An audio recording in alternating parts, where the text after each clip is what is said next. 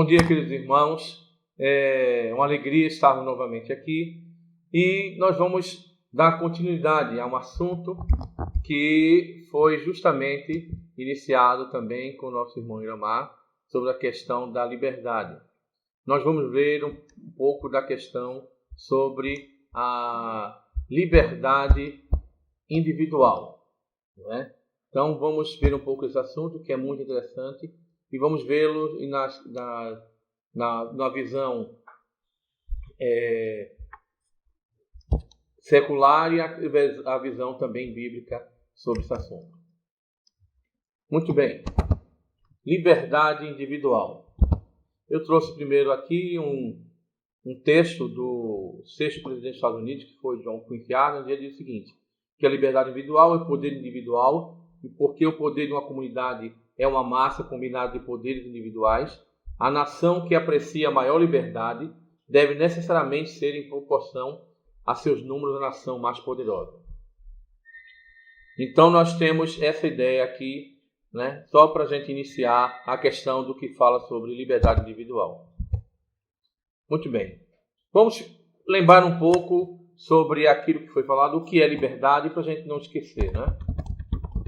Nós temos aqui nossa ideia de liberdade, que é baseada também na nossa Constituição, a Constituição brasileira, o artigo 5, né? Que todos são iguais perante a lei, sem distinção de qualquer natureza, garantindo aos seus brasileiros e aos estrangeiros residentes no país a inviolabilidade do direito à vida, à liberdade, à igualdade. E ele sai aí sequenciando um pouco de cada coisa, e a questão sobre direitos e obrigações de homens e mulheres, etc., e a questão da liberdade, a questão que é inviolável, a liberdade de consciência, de crença, sendo assegurado o livre exercício do culto religioso, etc., etc. E tal. Então, o conceito, a ideia de liberdade está garantido também em nossa Constituição. E vamos só relembrar um pouco o que é liberdade para a filosofia, que a liberdade é a capacidade de decidir-se a si mesmo para um determinado agir ou sua omissão. Logo, liberdade é o princípio para escolher de alternativas possíveis, realizando-se como decisão o ato voluntário. Mas aí a gente não está no foco só em questão da liberdade. Estamos num ponto sobre a questão de liberdade individual. Liberdade individual é a liberdade pessoal, uma espécie de liberdade que dá o direito do qual o homem é titular de não ser molestado na manifestação de vontade, ou seja, fazer ou deixar de fazer alguma coisa sob violência ou ameaça. Então, o ser humano ele tem a liberdade de fazer alguma coisa ou deixar de fazer livre de questão de ameaça ou de violência. Então, isso é liberdade. Então, a gente poderia pensar um pouco sobre isso. Mas, o que seria liberdade segundo a Bíblia? Não é? O que seria liberdade segundo a Bíblia?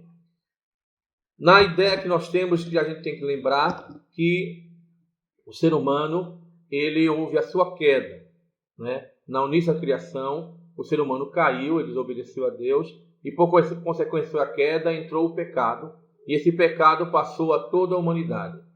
Então, segundo o entendimento da Bíblia, né, a liberdade, o que seria liberdade? É a capacidade para escolher não pecar. Só que, como nós poderíamos escolher não pecar, se nós somos concebidos em pecado, se nós estamos mergulhados dentro do pecado, se nós estamos presos na questão do pecado? Então, seria, no caso, para nós, impossível escolher assim, ter essa liberdade de escolher não pecar. Não é? Então, se nós estamos presos ao pecado, estamos ligados, nós nascemos dentro do pecado, então escolher não pecar é uma condição, seria impossível. Então, logo, como poderíamos conceber a liberdade ou mesmo a liberdade individual para cada um?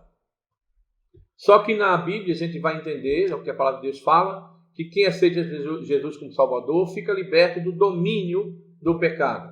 A liberdade em Jesus não é licença para a gente fazer tudo o que a gente quer, sem consequências. Mas ele nos traz, assim, a liberdade sob o domínio do pecado. E Jesus vai trazer explícito na sua palavra, explicando que a questão do ato do pecado, a ação do pecado, nos torna escravos do pecado.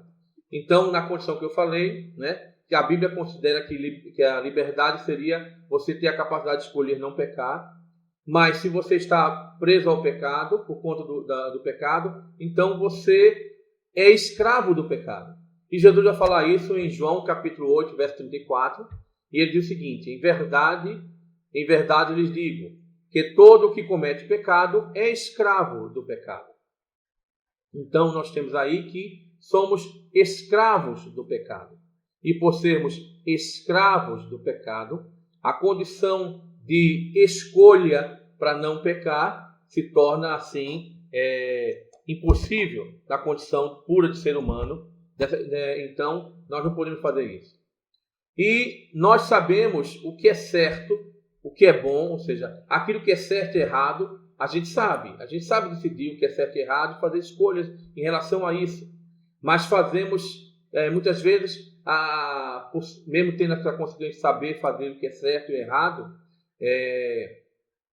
nós acabamos fazendo aquilo errado, né? Acontece isso por conta do pecado, porque a nossa vontade é controlada pelo pecado.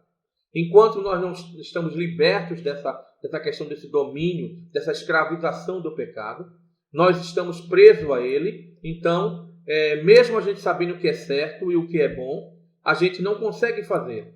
O apóstolo Paulo vai resumir isso muito interessante no capítulo 7, versos 19 e 20 de Romanos, quando ele diz: porque não faço o bem que eu quero, mas o mal que não quero, esse faço. Mas se eu faço o que não quero, já não sou eu quem o faz, e sim o pecado que habita em mim. Então, por consequência disso, por conta do pecado, nós não conseguimos fazer realmente, decidir totalmente ser completamente bom nisso, nem fazer a escolha completamente correta, porque estamos presos ao pecado, somos escravos dele. Mas, quando nós aceitamos Jesus como Salvador, ele nos liberta da escravidão do pecado. E com a ajuda de Jesus, nós podemos dizer não ao pecado. Então, segundo a Bíblia, a liberdade está em você conseguir dizer não ao pecado. Você escolher não pecar. E para fazer isso, você precisa de ajuda. E nós precisamos de ajuda. Enquanto somos escravos do pecado, nós não temos como sair dessa condição. Não temos como, assim, nos livrar disso. Dizer não ao pecado. Jesus vai dizer o seguinte, no capítulo 8, verso 31 e 32 do Evangelho de João, ele diz o seguinte: Jesus dizia, pois, aos judeus que criam nele: se vós permanecereis na minha palavra, verdadeiramente sereis meus discípulos, e conhecereis a verdade, e a verdade vos libertará. Essa verdade que está justamente implícita nele, ele como Senhor e Salvador de nossa vida, como Messias prometido na palavra de Deus. Então, nós temos o quê? Que dentro dessa condição, nós temos ações em relação a essa liberdade em Deus que ele nos permite. Então, nós vamos ver também essa referência, essa ideia. Quem ama a Deus quer fazer o que é certo para agradá-lo. E estamos livres do poder do pecado, mas agora nos sujeitamos à vontade de Deus. Aí a gente vai entender um pouco sobre isso. Ora, se eu sair da escravidão do pecado e agora estou ligado a Deus, então estou sujeito à vontade de Deus, isso não seria tolir a liberdade, né? Aí que está. Essa sujeição ainda é liberdade, porque obedecemos por amor e não por falta de escolha, né? Nós vamos conseguir assim obedecer e fazer o que é certo por amor e não por falta de escolha, por conta dessa decisão que nós tomamos e essa ajuda que Jesus vai trazer sobre nós. Romanos capítulo 8, verso 14 e 15 diz o seguinte: pois todos que são guiados pelo Espírito de Deus são filhos de Deus.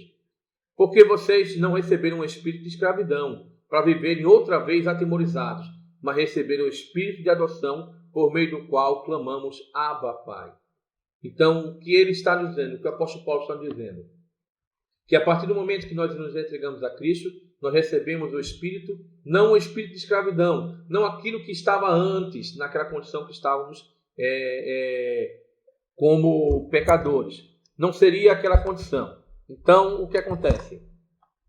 nós passamos então a viver numa condição completamente diferente.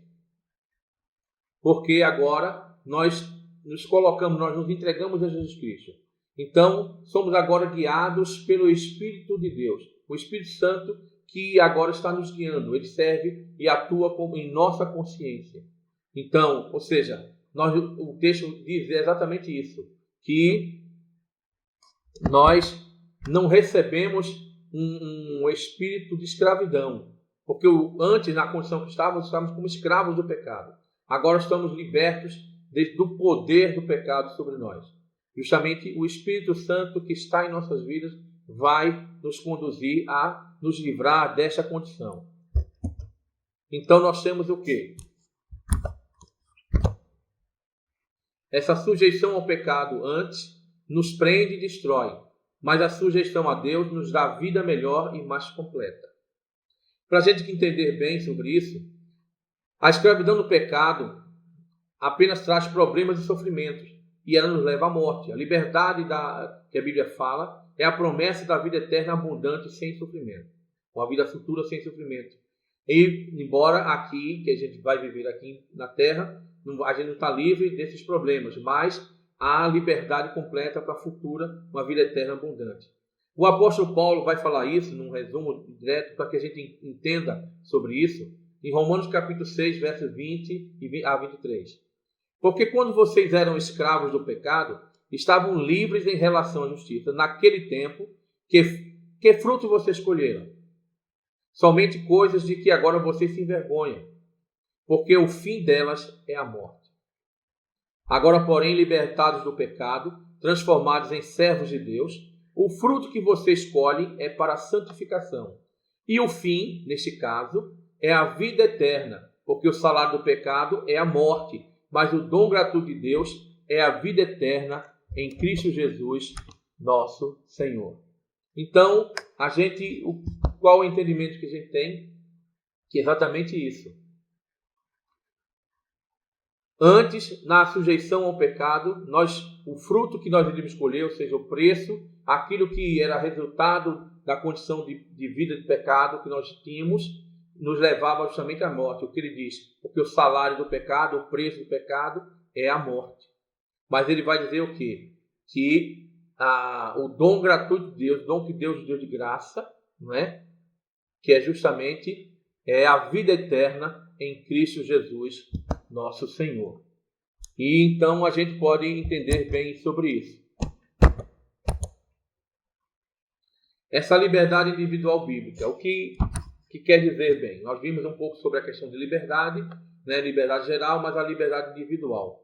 Não é? Essa liberdade individual ela tem sido,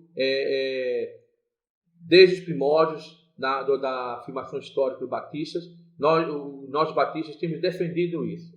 Não é? A questão do direito, da responsabilidade inalienável de cada pessoa em se relacionar com Deus sem imposição de crédito, interferência do clero ou intervenção do governo civil. Ou seja, a gente tem esse direito, essa liberdade de se relacionar com Deus sem imposições de crédito, ou seja, sem dogmas estabelecidos, sem regras estabelecidas que nos dizem, não, vocês têm que fazer isso, têm que fazer aquilo, para que vocês possam estar crendo em Deus aqui, se relacionar com Deus. Vocês dependem disso. Não, tem um líder maior que está à frente, se ele disser que vocês podem se comunicar com Deus, você pode. Não, ou seja, não tem isso, nem intervenção de governo, ou seja, não é alguém que está governando e dizer, olha, vocês a partir de hoje vão poder fazer isso. Não.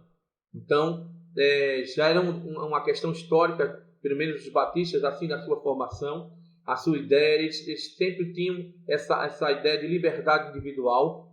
Eles viram através da palavra de Deus, dos textos bíblicos, eles reconheceram isso ao estudar os textos sagrados e eles defenderam isso veementemente. Então, defenderam essa questão dessa liberdade individual histórica, né? Algumas expressões são ligadas a essa questão da liberdade individual pelo pensamento batista desde o início, que é a fé pessoal, o sacerdócio do crente, essa conversão por convicção, a convicção que vem através da fé, como diz, que é um dom de Deus, né? A competência da alma diante de Deus. Essas expressões estão permeadas de elementos bíblicos essenciais para que a gente possa compreender sobre o ponto de vista da espiritualidade batista. E isso vem a um outro ponto, que é justamente a primazia da questão do direito pessoal. Como nós batistas, né, primeiro, desde a sua formação, que ela trabalhou e defendeu essa liberdade, né, dessa forma, diferente de alguns credos que já existiam, que estavam ligados aos reis, a rainhas ou ao líder máximo de uma congregação.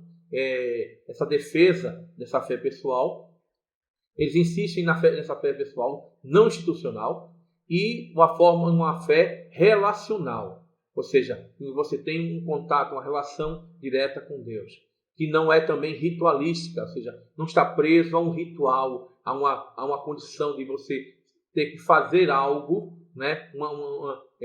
Um ritual para chegar a essa condição. Muito diferente disso. É algo que você tem um contato direto, como Jesus disse, tudo que pedis ao Pai, crendo recebereis, ou seja, você tem comunicação direta com Deus. Então essa fé, uma fé pessoal e relacional para a salvação, por um preceito alinhado ao pensamento cristão paulino, não é? E isso é um dos reformadores, né, que foi Lutero. Ele estava convicto, justamente depois de fazer seus estudos e sua leitura da Carta aos Romanos, não é? Que a salvação é um novo relacionamento com Deus.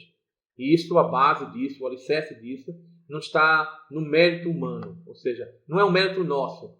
Eu consegui isso. Foi algo que eu lutei para conseguir, eu consegui. Não é mérito nosso, porque isso vem exclusivamente daquilo que Deus nos dá, esse dom divino da graça, né?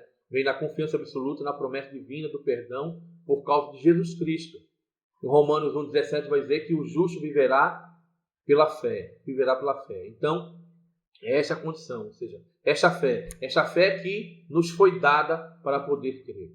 Então, aí a ideia que coloca que você não então eu sou agora justo. Não, você está sendo justificado por Cristo, é o que diz em Romanos capítulo 5, verso 1, que diz: tendo sido justificados pela fé, temos paz com Deus por nosso Senhor Jesus Cristo. Então, essa fé nos justifica, essa fé em Jesus Cristo nos justifica diante de Deus, né? E ao nos justificar diante de Deus, nós estamos em paz com Deus. Então a ira de Deus não vai sobre nós, porque nós fomos justificados através da fé em Jesus Cristo.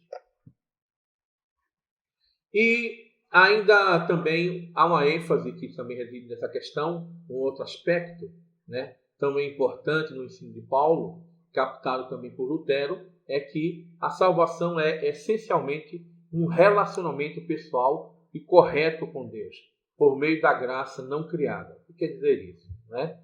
Ele vai dizer, e não com as graças criadas dos sacramentos dos crentes. Ou seja, essa graça não criada foi uma graça que foi dada a nós. Então, Efésios capítulo 2, verso de 8 a 10 vai dizer: porque pela graça sois salvos por meio da fé, e isso não vem de vós, é dom de Deus.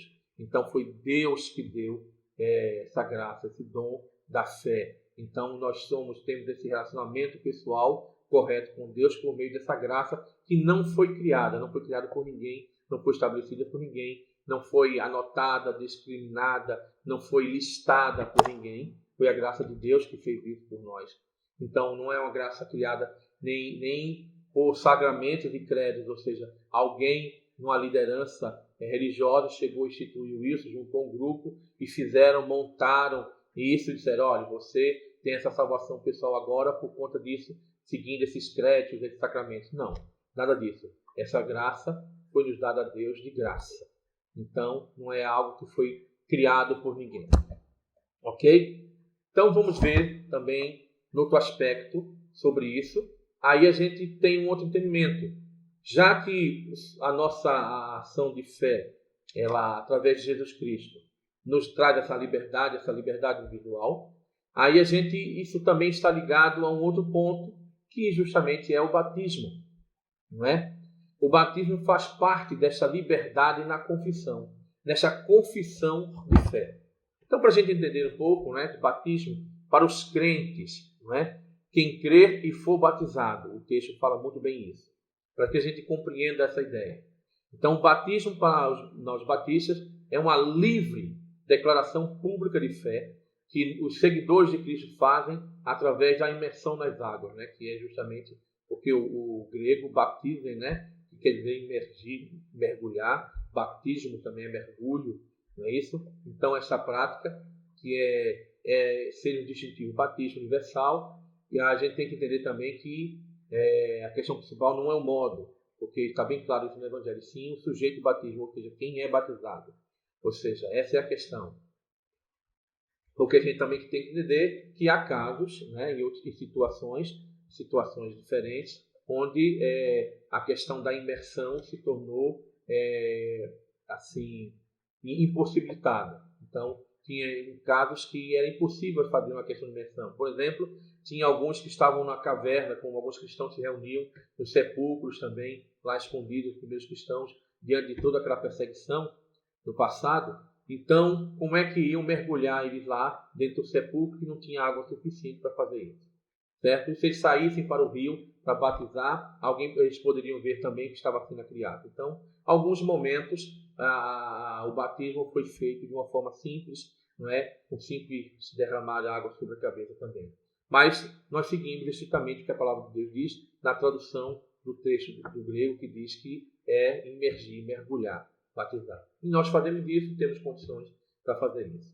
Então, o batismo, para que a gente também entenda, faz parte desta liberdade individual, na confissão. Então, nós somos livres para confessar a nossa fé publicamente e fazemos isso também através do batismo. Então, vamos ver também. Se nós somos livres, estamos livres agora, então temos a decisão de Deus nos deu liberdade, Cristo nos libertou, né, do pecado, estamos livres do domínio do pecado. Opa, beleza. Então a gente pode pecar, fazer o que quiser e não vai ter problema, porque nós já estamos perdoados, né? Cristo já perdoou o nosso pecado na cruz. Aí a gente vem com aquele ponto. Temos então liberdade para pecar? E aí? Não. Por quê? Vamos entender o que a palavra de Deus nos diz. Tudo isso que nós estamos vendo está ligado exatamente com a palavra de Deus, nos ensinos sagrados, naquilo que está escrito na palavra. E diz o seguinte: Jesus nos libertou do poder do pecado, mas a Bíblia nos avisa a não cair novamente na escravidão. O apóstolo Paulo, escrevendo aos Gálatas, no capítulo 5, verso 1, diz o seguinte: para a liberdade foi que Cristo nos libertou. Compreenda bem. Para a liberdade foi que Cristo nos libertou. Por isso, permaneçam firmes e não se submetam de novo ao jugo da escravidão. O que Paulo está dizendo? Ora, Cristo nos libertou, nos libertou. Foi para a liberdade que Cristo nos libertou. Nós conhecemos a ele diz: conhecereis a verdade vos libertará. Então conheceremos a verdade em Jesus Cristo e fomos libertos. E ele diz o quê? Se vocês conhecerem essa liberdade que Cristo libertou, então permaneçam firmes e não se submetam de novo ao jugo da escravidão. Ou seja, não voltem ao pecado. Não voltem a pecar. Ora, vocês foram libertos por Cristo, livres do domínio do pecado. E por conta disso, nós vamos voltar a cometer os mesmos pecados? Isso não seria correto e não tem nenhuma lógica em relação a isso. Ora, já fomos libertos desse peso e vamos nos colocar esse peso novamente em nossas costas, né? É um pouco maluco isso. Bom, então a gente tem que entender o seguinte: quem continua pecando está se sujeitando ao pecado novamente. Não é verdade, meus irmãos? Então, o crente que peca se expõe a sofrimento desnecessário. Ou seja, o pecado também vai fazer o quê? Vai dificultar o nosso crescimento espiritual. Ou seja, nós vamos começar a pecar novamente depois de estarmos libertos disso, do pecado. Então, o que vai acontecer? Você não vai conseguir desenvolver-se espiritualmente. Você não vai conseguir crescer espiritualmente. Porque o pecado vai nos manter afastados. E a palavra de Deus vai dizer que as vossas transgressões fazem separação entre vós e o vosso Deus. Então, se eu volto a transgredir, se eu volto a cometer as transgressões novamente, se eu volto a pecar, o que acontece? Eu estou fazendo o quê? Eu estou me afastando de Deus novamente. Ora, se eu tenho que me santificar cada vez mais, porque eu vou me mergulhar no pecado novamente. Então, ou seja, não tem lógica para isso.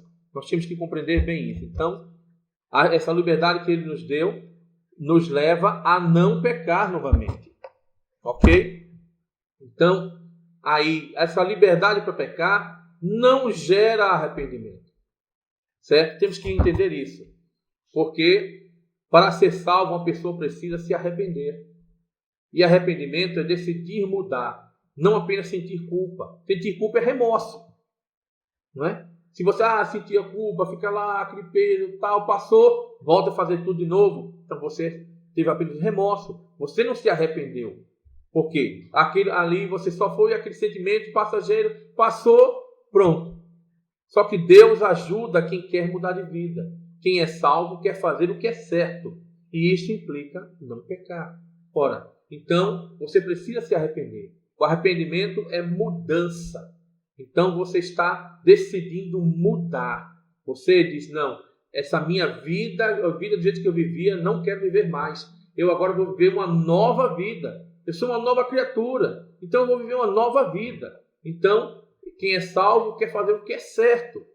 E para fazer o que é certo, sim, implica em não pecar. Atos capítulo 3, 19, 20, naquela parte, na mensagem que Pedro vai dizer, lá ele diz, portanto, arrependam-se e se convertam para que sejam cancelados os seus pecados, a fim de que da presença do Senhor venha um tempo de refrigério e que ele envie o Cristo que já foi enviado para vocês, a saber, Jesus. Ou seja, Jesus é enviado para nós a partir desse momento. Nós se arrependemos dos nossos pecados, nos convertemos, aceitamos a Ele como Senhor e Salvador da nossa vida.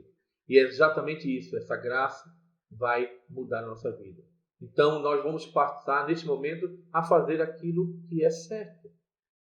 Se você realmente se arrependeu, então você está dentro dessa nova liberdade. Essa liberdade que Deus deu. Uma liberdade individual, sabendo que a salvação é individual. A salvação não é coletiva. Ou seja, você é salvo, outros serão salvos também. Não. Ela é individual.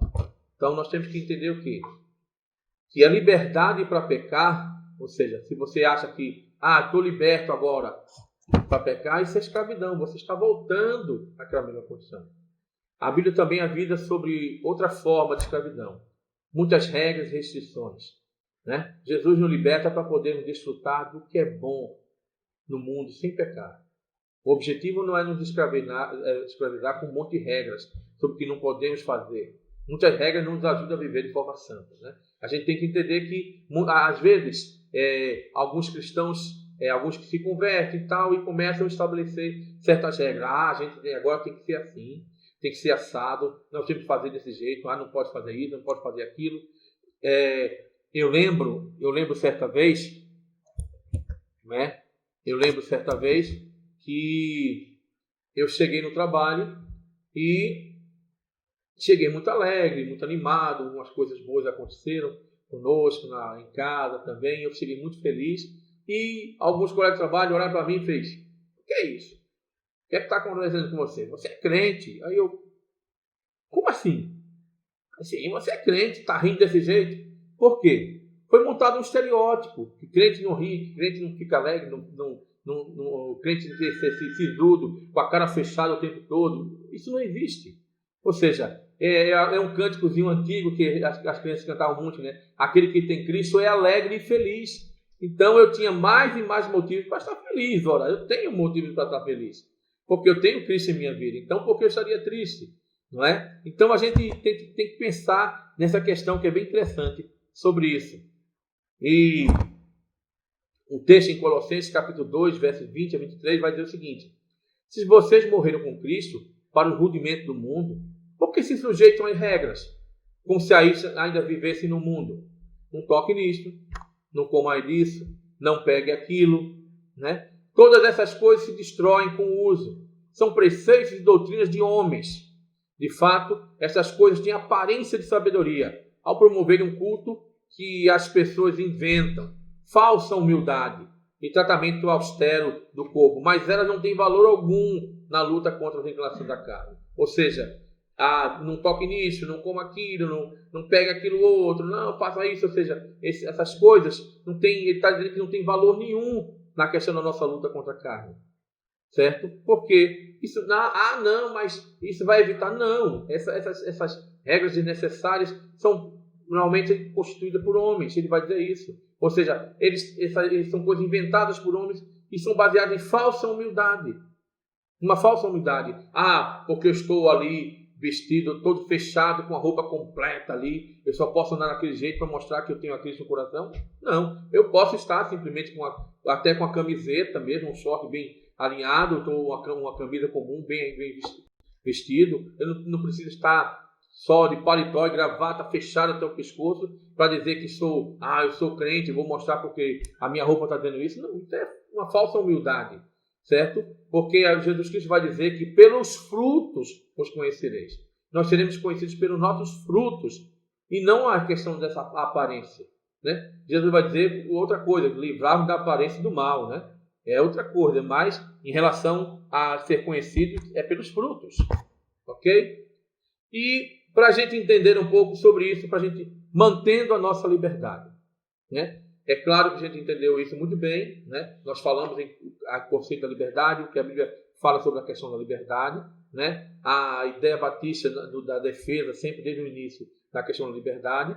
E essa liberdade não implica na gente poder fazer o que quiser. Agora sou livre, então eu posso fazer o que quiser, voltar a pecar. Não, de jeito nenhum. Se você está em Cristo, nova criatura é. Então, as coisas velhas já passaram, eis que tudo se fez novo. Então, para nós mantermos a nossa liberdade, nós temos que seguir os conselhos que a palavra de Deus nos dá. Certo? Muito bem.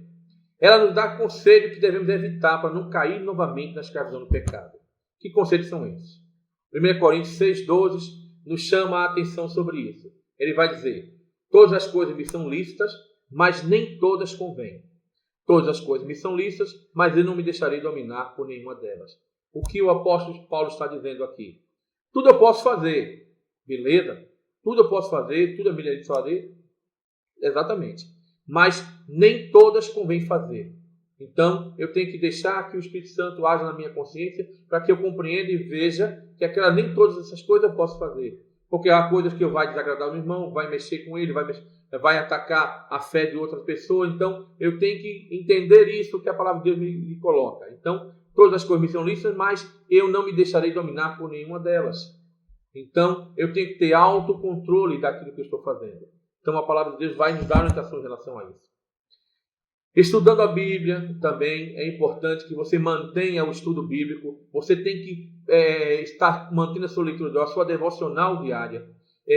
Muitos têm feito o quê? Agora já tenho a Cristo, então estou salvo, estou despreocupado, estou livre em Jesus Cristo, não preciso me preocupar mais. E faz o quê? Deixa de alimentar o Espírito. Para de estudar a palavra de Deus. Nós devemos estar sempre estudando a palavra de Deus. Nós devemos estar sempre em contato com a palavra de Deus para que ela vá fortalecendo o nosso espírito a cada dia. Nós precisamos estar na nossa devocional diária, tirar um momento no nosso dia, no nosso espaço, para que a gente possa nos dedicar ao estudo da palavra de Deus. Né? É claro que na igreja, com a ajuda do Espírito Santo, como crente, nós vamos aprendendo o que é bom e o que é mal, como escolher o que é certo e o que é bom também. Isso também nos dá mais liberdade, não escraviza, é claro. Porque na Bíblia, na igreja, nós também temos alguns estudos, estudamos a escola dominical, nós aprendemos a palavra que é pregada, mas tem uma coisa que a gente tem que entender. Nós estamos vivendo também esse momento da pandemia, né, que trouxe uma visão nova, né? Trouxe uma visão nova para nós cristãos hoje. Seria muito bom para a gente refletir sobre isso. Não podemos mais estar o tempo todo unidos, juntos, ali, naquela comunhão, uns com os outros, mas nós podemos manter a nossa comunhão com o Senhor. Eu não estou indo para a igreja, não estou lendo a Bíblia junto com outros irmãos, eu não estou...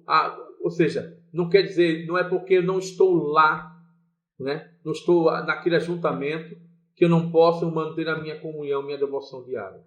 Muito pelo contrário.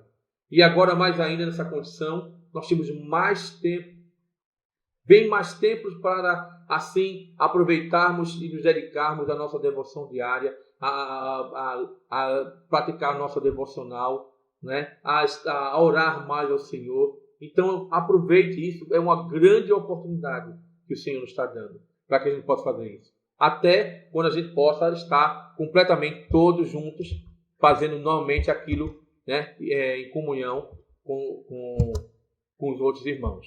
Quando esse momento chegar, vai ser maravilhoso, né? Vamos entender então uma coisa. Para nossa conclusão, eu queria que você lesse comigo também 2 Coríntios 5, 17 ao 20. Diz o seguinte: e assim, se alguém está em Cristo, é nova criatura. As coisas antigas já passaram, eis que se fizeram novas. Ora, tudo isso provém de Deus, que nos reconciliou consigo mesmo por meio de Cristo e nos deu o ministério da reconciliação. A saber, Deus estava em Cristo reconciliando consigo o mundo, não levando em conta os pecados dos seres humanos, e nos confiando a palavra da reconciliação. Portanto, somos embaixadores em nome de Cristo, como se Deus exortasse por meio de nós, em nome de Cristo, pois pedimos que vocês se reconciliem com Deus. Meus queridos, é importante que nós pensemos nisso. Estamos em Cristo, então somos nova criatura. Então as coisas velhas já passaram. Então essa liberdade individual que nós temos, desse culto individual que nós podemos fazer, não nos dá, assim, não nos leva a voltar aos rudimentos do pecado, porque nós fomos libertos já disso. Então temos aqui que aproveitar e nos dedicar cada vez mais à vontade de Deus, para ficar mais afastado, mais longe daquela antiga vida que nós vivíamos. Ou seja, as coisas velhas passadas, tudo se fez novo, nós somos novas criaturas. E não podemos voltar a cometer os mesmos atos de pecado. O arrependimento é uma questão de uma mudança de vida. Nós podemos fazer isso. E é claro que agora nós somos como embaixadores de Cristo, né? Nós somos representantes dele para a nossa família, para nossos familiares, aqueles que estão vivendo conosco, que partilham conosco, nossos amigos, aqueles que têm contato conosco via Instagram, WhatsApp, Facebook e outros meios, Twitter, etc. Aos nossos colegas de trabalho, da mesma forma. Nós somos embaixadores de Cristo para mostrar essa liberdade, para levar a eles também o conhecimento dessa liberdade que Cristo nos deu, essa liberdade que nos traz salvação, que nos traz vida. Nós temos que pensar nisso, certo, meus queridos? Temos que pensar desta forma, para que a gente possa, assim, viver segundo a sua vontade. E no final, para a gente pensar, um pensamento final, que vem: a menor minoria da terra é o indivíduo. Aqueles que negam os direitos não podem se dizer defensor da minoria, certo? Então, meus queridos, vamos pensar numa coisa. Jesus nos deu liberdade, uma liberdade completa para nós agirmos segundo a sua vontade. Ele nos libertou do pecado. Ele sofreu na cruz. Ele tomou o nosso lugar. Ou seja, nós estávamos condenados à morte por conta do pecado. E Jesus vem à terra, morre em nosso lugar para nos dar vida, uma vida de liberdade, uma vida que vai alçar para um prêmio futuro, que é a vida eterna. Não mais essa questão da morte eterna, mas uma vida eterna através dele. Então nós temos que lembrar disso. Somos novas criaturas em Jesus Cristo. Nós somos novas criaturas e, como novas criaturas, nós devemos viver como novas criaturas. Essa liberdade nos traz isso. E eu gostaria só de agradecer aos irmãos e dizer que Deus possa abençoar a sua vida, que Deus possa continuar cuidando de você e que possamos a cada dia assim exercitar essa liberdade individual de cada um, essa liberdade que foi conquistada por Jesus Cristo na cruz e foi dada a nós através desse dom de Deus maravilhoso para nossas vidas. E que o Senhor nos abençoe.